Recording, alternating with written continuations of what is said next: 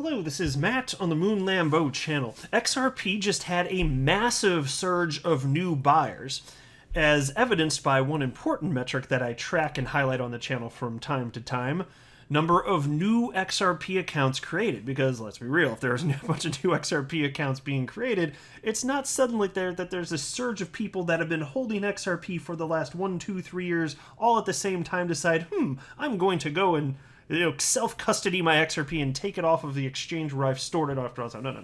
The reason you see these surges is because new money is coming into XRP, and we've seen a big burst up in terms of price direction for most of the last week for crypto in general, certainly including XRP, which is up, when I checked before recording, up 15% over the last 7 days in particular.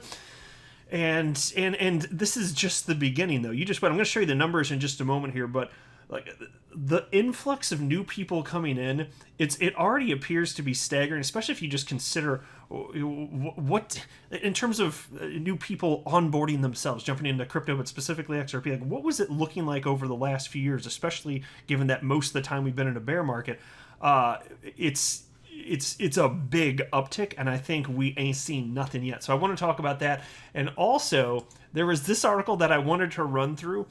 It's basically Bitcoin maximalist Anthony Pompliano talking about the ways that Bitcoin could die, which I appreciate. I like the intellectual honesty of this. There are a lot of Bitcoin maximalists out there that pretend that Bitcoin will not go away. There's a 0% chance. And they pretend that Bitcoin's been tested in every single way that it could have possibly been tested, which isn't true.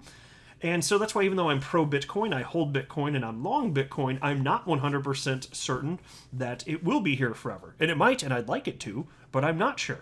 Same is true of XRP. I love how XRP is actually being adopted. It's highly useful, and as long as I can see it functionally solving problems for real people, I'll remain optimistic for the long-term viability of it. But that doesn't mean I have 100% confidence that XRP will be here ever. There are environments in which it also hasn't been tested, and we don't know what's going to come in the future technologically, the way things are going to be adopted. All I can say is that to this point, it looks incredible for XRP holders. But that's just part of critical thinking and being open and honest, and that's how people should be. So I actually kind of like this, but one of the things that he was talking about in this article was Bitcoin being used for cross-border payments, which was actually the biggest reason that I thought I'd go ahead and cover this. I got a couple things to say about that, because that's the most well-known use case, I think it's fair to say, for XRP is as a bridge currency.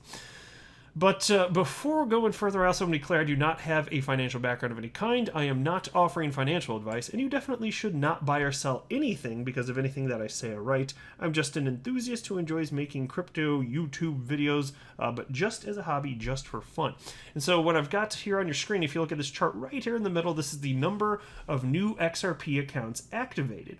And you can see for most of the last few months, it's been normal to have anywhere from, what do you want to call it, like 1,500 to, on the high end, a little over 3,000 accounts created in a single day, but usually somewhere more like in between, so maybe a little over 2,000 accounts, something like that.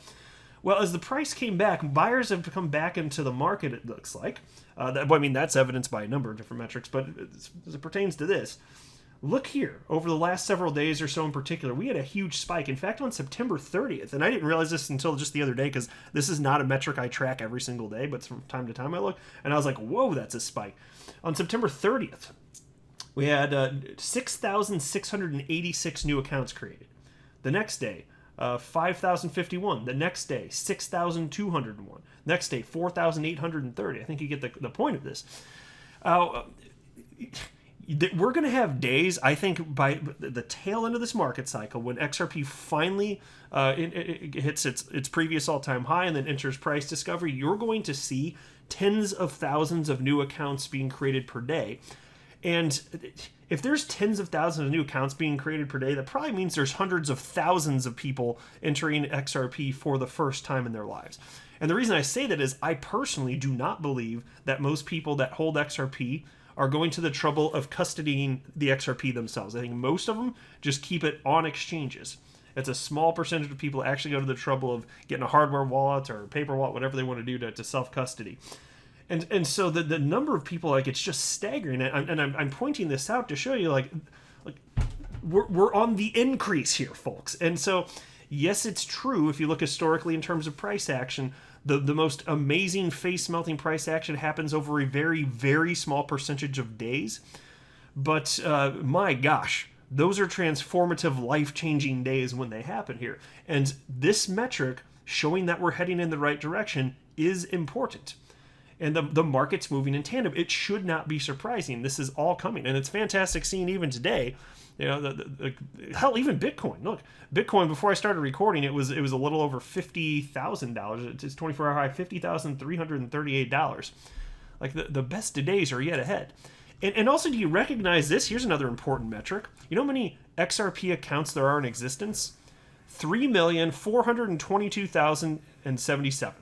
And this is the XRP rich list site, ledger.exposed. That's crazy, because when XRP ran up to almost $4 last market cycle, when it started running, there were little under 700,000 XRP accounts, and then in 2.5 weeks, it ran up to 1 million. And so there's way more people in this. There's way more money in this thing right now, and we're going to have crazy multiplier effects, I personally believe. And I also want to share this short thread from an XRP community member named Bon Crip, who sends me all sorts of stuff quite regularly, and I'll highlight stuff he shares with me fairly frequently, and I really appreciate it. But I thought this was an interesting take on how people, especially in particular, like people that write, you know, in the crypto space, how they're treating Bitcoin, Ethereum, and XRP. And I think it's a perfect segue into the next thing, which is Bitcoin. How could it fail, and what's it actually being used for? But anyway, here's what BonCrypt XRP wrote. Like myself, many in crypto Twitter try to bring you the latest videos and articles available. One thing I have noticed is many columnists, not all, have minimal knowledge of the workings/intricacies about XRP, Ripple, XRP Ledger, Flare Networks, VeChain, etc., to the point that they just write about Bitcoin and Ethereum in the vast majority of times, not exploring further. If they took the time to delve deeper into the linked ecosystems being created outside the realms of what the mainstream media portrays, they will realize there is a bigger world to explore with a plethora of hidden gems that will rule the world in the not-so-distant future. I'm hoping, to the benefit of all, that many columnists will develop an understanding and see more than meets the eye in this new internet of value, which is about to become mainstream sooner than later, catching many by surprise. Well stated. So it makes me think back to when I entered the space in late 2017. I was a blank slate. I didn't know that entering XRP territory was a no-no. I didn't know you weren't allowed to do that. And so I was just doing my own research, and I was like, wow, this XRP thing seems like there might be something to this. I was like, it looks like it's functionally useful, technologically very impressive.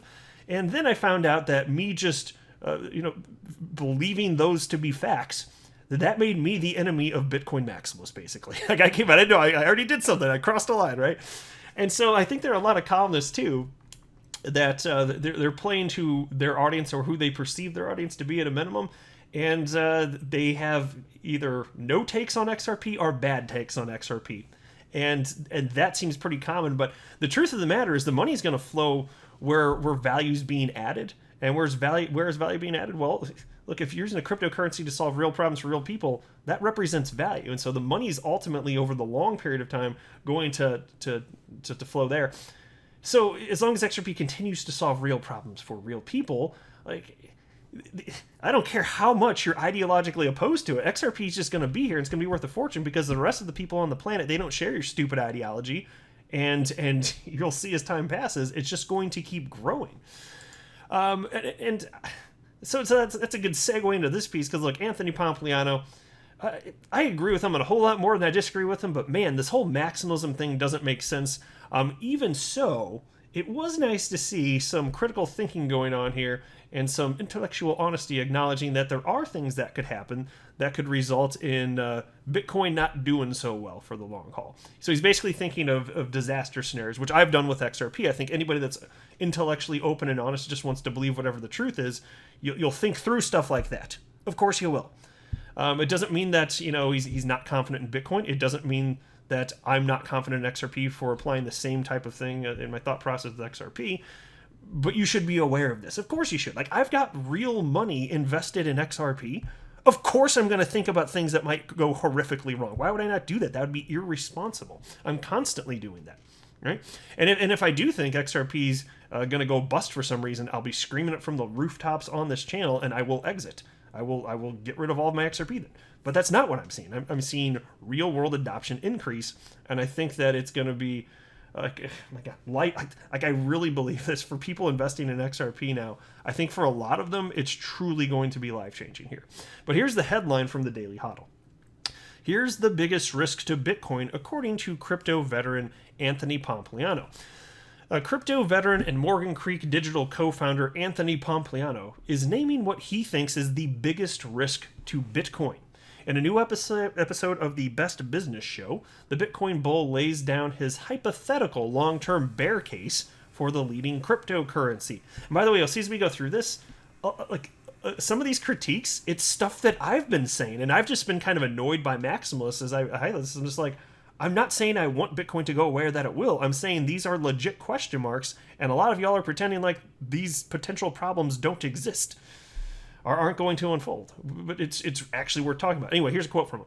Unlike what the Bitcoin proponents believe, Bitcoin won't cross over into becoming a currency, and therefore that will drastically hamper the kind of addressable market. So let me pause right there just to note that he's talking about the degree to which Bitcoin will or will not solve problems for people. So in this case, the first thing he brought up that's covered in this article anyway was it being a currency. Because if people are using it in place of fiat currency, that means it's valuable enough for them to do that. It's solving a problem for them. And he's acknowledging if that doesn't happen, maybe that's something that could potentially be an issue. And I'm not saying it has to be used as money. That's not my position. I'm just saying Bitcoin needs to do something if it's going to stick around forever. And so can it just be store of value? I don't know yet because the market's so immature now, it's not clear. And this is something I've been saying for the longest damn time, and I still firmly believe it to be the case. We don't have the clarity that some Bitcoin maximalists are pretending that we have.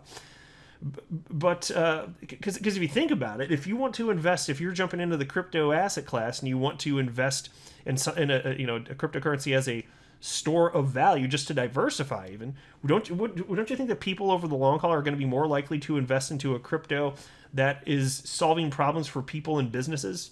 Because if it's doing that, wouldn't you think that it's more stable and more likely to be around? Whereas Bitcoin, if it doesn't do anything, it's just here and it's got a big market cap because it's the first.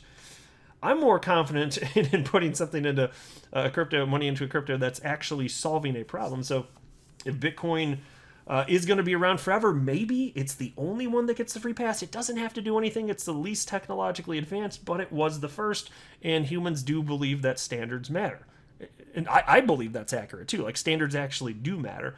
So I don't know for sure it's going to unfold, but I think it's a good reason to be seriously skeptical. For sure it is. And that's why my investment thesis from very early on jumping in crypto is that utility matters and will win the day. It's not going to win any single day in 2021 because the asset class is in its nascency, but I still believe that to be true. And then here's more from Anthony Pompliano. The most it can grow to is gold, which is basically a store of value. It isn't really used to go purchase things on a day-to-day basis, and therefore, yes, there may be more upside, but it's kind of a capped upside. Okay, and that's a reasonable critique. If it's not going to be used for anything else, then it just kind of make you think how much could this functionally be worth then? Then Pompliano also highlights a few factors that he says can have undesirable effects on the growth of Bitcoin. And here's another quote from him. The second one is, eventually we're going to figure out who Satoshi is, and if we figure out who Satoshi is, that's going to be a bad person, and we're not going to want to know who it is, and there's going to be a negative impact. So let me just pause right there. There are a lot of Bitcoin maximalists that don't want Satoshi's identity to be known. I don't see how that could be a negative. I don't see it. I think if Bitcoin's useful in a vacuum, then anything that happens outside of that vacuum doesn't matter. If Bitcoin's useful, it'll go up in price, and if it's not, eventually it goes down or away, whatever. But learning who Satoshi is, or he, she, they, because there could have been a group of people. If we ever actually found that out, and I'm not convinced we will, but if we do, I don't see. I'm open-minded, but I don't see how that could be something that would negatively impact Bitcoin. I don't know. Maybe it takes away from like the romanticism, but in terms of real-world adoption, it shouldn't matter one damn little bit, right? And then he also said, the next thing, and this is, oh yeah, this is my favorite part here. The next thing is nobody's using it for specific use cases like being able to actually do cross-border payments, all stuff. It's slow, it's expensive. It's kind of like these, it's kind of all these like technical issues with it. That's the quote from Anthony Pompliano. I'm just sitting there like, my God. So you're finally acknowledging that utility actually matters, because I've been saying this for several years, ever since I've entered this space. Yeah, so Bitcoin not being used for cross-border payments today. Yes, that's another thing that people are not using it for. That is correct. That's absolutely correct. But he is right also when he says it's slow and it's expensive. And so it's nice seeing that he's recognizing that additional utility, actual utility of a cryptocurrency matters. And he's saying that not having that utility, this is something that could really hamper long-term viability. So I'm just sitting here thinking, yeah, I inside of my first week in crypto, I knew this. I knew that immediately, of course. It's something people can intuitively understand. It's not that complex of a concept here. And so it's nice seeing that this is being recognized as a legitimate use case. Being, in this case, he's citing Bitcoin, but just a cryptocurrency being used for cross-border payments. And he was never interested in this use case when it was just Ripple pushing for it. But now that Jack Mallers' company Strike is pushing to utilize Bitcoin and Lightning Network to solve the same problem, although they're having technological issues because they're using a worse technology as a starting point. So now he's all about that. But he wasn't really a fan of XRP or Ripple. At any point in time, at any single point in time, not recognizing that this is important. It's just it seems kind of self-serving, doesn't it? Doesn't it kind of strike you as a little self-serving? Now that Bitcoin's doing it, now it's magically good. At least, I mean, Bitcoin's not doing it. Bitcoin's trying to do it with the help of developers. Okay. Well, I don't know about that. Oh, man. And then I don't want to read the rest of this, but I will note something that also is completely legitimate. He ended up citing also that another concern is that with Bitcoin constantly going through upgrades, and by the way, why is it always going through upgrades? Because it's technologically inferior. With this happening, you could have some sort of update implemented that is disastrous for it and kind of takes down the network, makes it fall apart. And really, that's a risk of any cryptocurrency, though, which is why when it comes to the XRP ledger being updated for any reason, I prefer that it goes through as few updates as possible, which is why it's nice that it works so well that you don't really need to change a lot. Yeah, you see validators voting to change this and that. Okay, fine. From time to time, but by and large, like it just works. That's so appealing.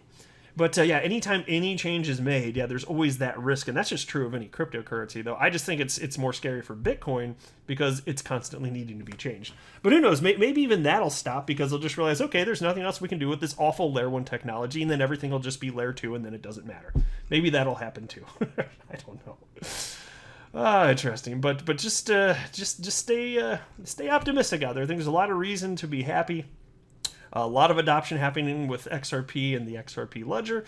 And if you're just here for the life-changing wealth or the opportunity for that, hey, I'm here for that too. I'm not pretending like I'm not. We are almost there, my friends. I personally believe that anyway. We'll see, though. But I'll go ahead and wrap up here. I am not a financial advisor. You should not buy or sell anything because of anything that I say or write. That would be a very, very, very bad idea. Until next time, to the moon, Lambo.